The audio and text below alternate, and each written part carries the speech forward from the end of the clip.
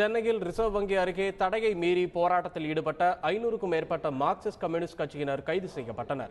பழைய 500 மற்றும் 1000 ரூபாய் நோட்டுகளை டிசம்பர் 31ஆம் தேதி வரை பயன்படுத்த அனுமதிக்க வேண்டும் என்ற கோரிக்கையை வலியுறுத்தி சென்னை பாரிமுனையில் மார்க்சிஸ்ட் கட்சியின் மாநில தலைவர் ஜி ராமகிருஷ்ணன் தலைமையில் 500க்கும் மேற்பட்டோர் ஆர்ப்பாட்டத்தில் ஈடுபட்டனர்.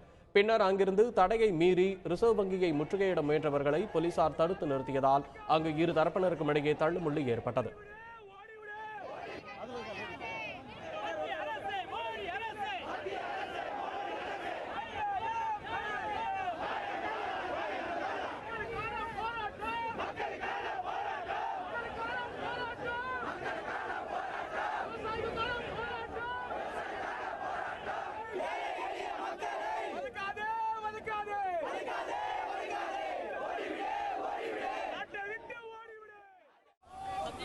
ரூபாய் 1000 ரூபாய் நோட்டுகளை டிசம்பர் 30 வரையில் அதை பயன்படுத்துவதற்கு அனுமதிக்க வேண்டும் என்று மார்க்சிஸ்ட் கம்யூனிஸ்ட் கட்சி சார்பாக வலியுறுத்தி இந்த ஆர்ப்பாட்டம் நடைபெற்று வருகிறது.